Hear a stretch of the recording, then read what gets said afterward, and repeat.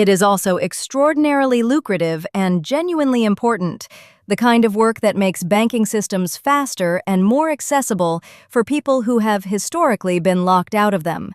I built it from a laptop in a one-bedroom apartment in Coral Gables when I was 32 years old, after leaving a fintech firm in New York that had taken my work, promoted 3 men who had contributed less, and then had the specific audacity to offer me a lateral move.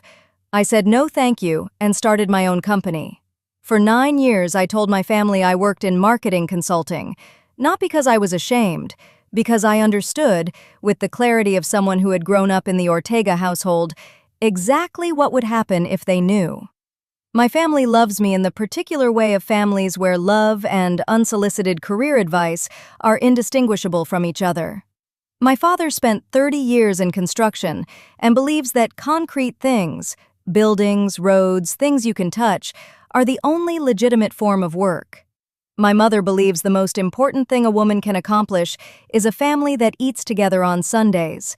Marco, my older brother by 4 years, has a good job in commercial real estate and has spent most of his adult life operating on the assumption that his good job is the ceiling and that anyone who claims to be reaching beyond it is either lying or deluded. For 9 years, the marketing consulting story was the path of least resistance. It explained my income without creating envy. It explained my schedule without requiring elaboration. It was plausible enough that no one pushed, and specific enough that no one asked questions I couldn't answer. The only person who knew the truth was my best friend Diane, who had been in the apartment when I wrote the first line of code for what would become Ortega Financial Systems, and who had spent 9 years keeping the secret with the specific loyalty of someone who understood exactly why it was necessary. Diane used to say, she was right. She just didn't know it would be Forbes. The dinner was my mother's idea. She hosts them every 6 weeks.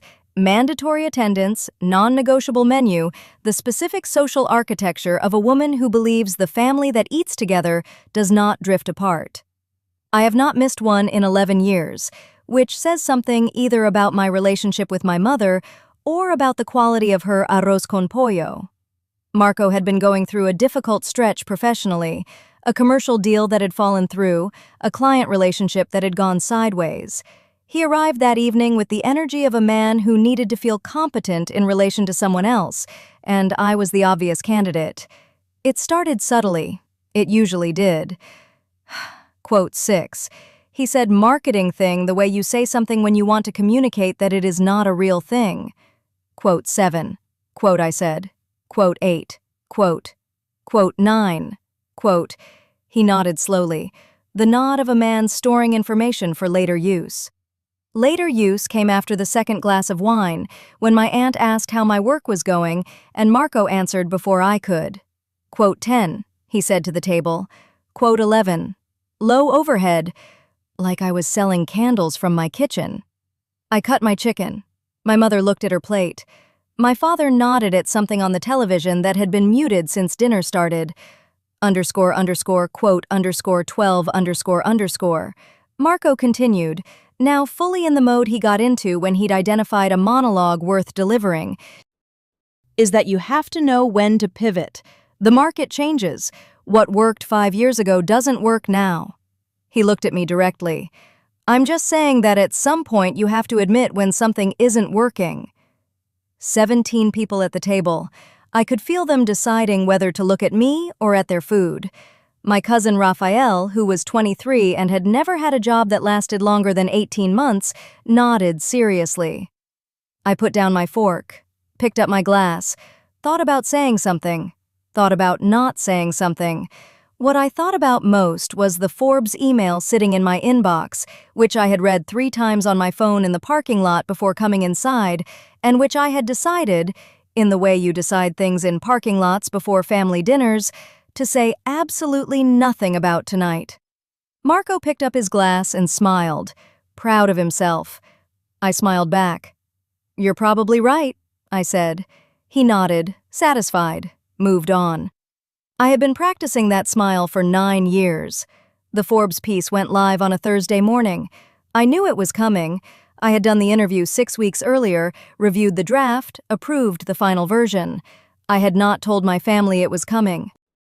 I had not told anyone except Diane, who had texted me at 7 a.m. that morning with 3 words: "It's up. Finally." The piece was thorough. It covered the company's founding, the growth trajectory, the client base, the specific problem in financial infrastructure that Ortega Financial Systems had been built to solve. It had a photograph, me in my Miami office, which I had spent 9 years keeping off social media and out of any public record my family might stumble across. It described the company's annual revenue in a number that I will not repeat here because it still makes me slightly uncomfortable to see written down. It called me, in the 3rd paragraph, one of the most consequential figures in regional fintech that most people in the industry had somehow never heard of. That last part I knew was about to change. My phone started ringing at 9:47 a.m. Numbers I recognized, numbers I didn't. Former colleagues, industry contacts, 2 people I had worked with in New York who I hadn't spoken to in 8 years. At 10:15, Diane called. Quote, 16, quote, she said. Quote, 17, quote, 18, quote. I sat with that for a moment, very proud of my sister. Posted by a man who 4 days ago had explained, at a dinner table of 17 people, that I needed to admit when something wasn't working. "What did my mother say?" I asked. "She called me," Diane said. "She didn't know I knew. She was crying. Good crying or bad crying? She said she didn't know. She said she kept asking herself why you didn't tell her." I looked out my office window at the Miami skyline, the city I had built something in, quietly, for 9 years, and I thought about my mother asking why I didn't tell her. The honest answer was complicated. It was about Marco, but it was also about more than Marco. It was about the Ortega family dinner table and what it did to ambitions it couldn't categorize. It was about the 9 years of marketing consulting as a shield, as a way of protecting something fragile while it grew strong enough not to need protecting anymore. It was about the smile I had practiced until it was automatic. I picked up the phone and called my mother. She answered before it rang twice. "Vanessa." Her voice was the voice she used when she had been crying and was pretending she hadn't. I had known this voice since I was 7 years old. A pause, then another pause, longer. She stopped, started again. Silence. I let it sit. She finally asked, not accusing, genuinely asking, the voice of a woman trying to understand something that didn't fit the shape of what she thought she knew. I thought about how to answer this honestly without making it about Marco, because it was partly about Marco, but making it entirely about Marco would be both unfair and unproductive. "Because I needed to build it somewhere quiet," I said, "where nobody was watching, where I didn't have to explain every decision or defend every bad quarter or answer questions I couldn't answer yet." A long pause. "Were you afraid we wouldn't believe in you?" she asked. The question was so direct and so accurate that it took me a moment to respond. "I was afraid," I said carefully, "that you would believe in a version of it that wasn't what it actually was, and that I would start building for that version instead of the real one." My mother was quiet for a long time. Then she said, "That's very smart, Mija. I don't completely understand it, but I think it's very smart." I exhaled. "Is Marco?" "He's been on the phone since 9 in the morning, she said. There was something in her voice I hadn't heard before, a dryness. I said. Another pause, then quietly, "She did." Started, then stopped herself. I said. She said, "Marco called me that evening." I let it ring twice, thought about it, picked up. He said, his voice was different. Not the dinner table voice, not the second glass of wine voice. Something flatter, more careful. A pause. I agreed. Another pause, longer. I did not help him through it. He said finally. I said, "Not angry, just accurate." He exhaled. A pause. I said, "Silence," he said quietly. I said, A long pause. He said, half joking, testing to see if I'd let him. I smiled. The real one this time, not the practiced one. In your own way, I said. The Forbes piece generated more attention than I had expected or particularly wanted. My inbox for the following 2 weeks was not manageable by normal means. My assistant, a formidable woman named Claire who had been with me for 4 years and who handled chaos with the serenity of someone who had prepared for it, implemented a triage system that I was not allowed to override. 2 things came out of that period that mattered more than the industry attention. The first was a conversation with my father. He called me on a Sunday, 3 weeks after the piece ran. Not the Sunday of a family dinner, a regular Sunday mid-afternoon. My father does not call mid-afternoon on regular Sundays. He calls on Sundays because my mother tells him to, at the time she tells him to say the things she suggests he say. This call was different. I read the article, he said. The whole thing. I had your mother translate the parts I wasn't sure about. What did you think? I asked. A pause. My father is not a man who pauses before he speaks. He pauses when he is working something out. I thought, he said slowly, that you built something the way I build things. You start with the foundation. You don't show it until it's ready. You don't let people walk on it before it can hold weight. I didn't say anything. Quote 83. Quote, he said. Quote 84. Quote, this was, from my father, the equivalent of a speech. I told him I loved him, and he said he loved me back, and we talked about arroz con pollo for 10 minutes and hung up. The second thing was what happened at the following Sunday dinner. Same table, same 17 people, same neighbor who has been coming since 1987. My mother had made the same arroz con pollo. My father sat at the head of the table. Marco was there with his wife. He was quieter than usual. Not uncomfortable, quieter, listening more.